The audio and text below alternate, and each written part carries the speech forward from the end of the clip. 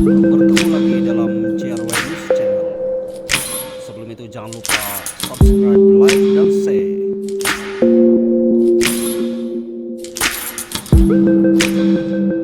Gaji 30-40 ribu sebulan, ada yang paling kurang allowance 1,500, 2,500, 5,000 sebulan, sampai ke peringkat ahli majlis, sampai ke peringkat ketua kampung kan.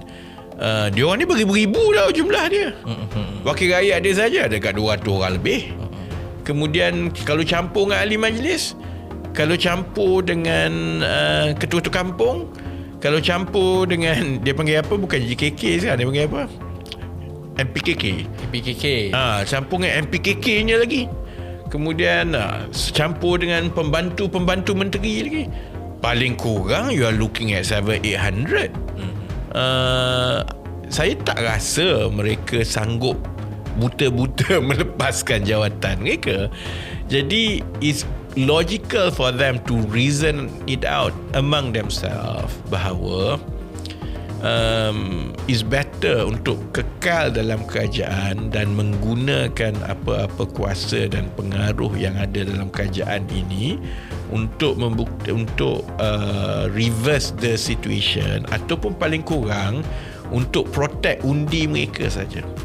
Sebab paling kurang bila dia ada dalam kerajaan, dia ada resources, dia boleh pengaruhi keputusan dan sebagainya lah. Jadi based on perkara-perkara inilah, saya tak rasa mereka akan tarik daripada kerajaan sehingga Datuk Seri Anwar hilang majoriti dan kerajaan jatuh. The most they will do ialah untuk menarik diri daripada kabinet lah. Sebab yang itu MCA pun pernah buat dulu. MCA pernah buat dulu lepas 2008 kan. Ada satu masa tu MCA menolak jawatan kan. Tapi dia tak mengubah keadaan pun. Jadi itu pun saya rasa kalau pimpinan DAP perhalusi, itu pun saya rasa mereka akan rasa it serves no purpose. You either keluar terus dan patah harang dengan Anwar Ibrahim dan juga PH, dan juga protect your turf dan terima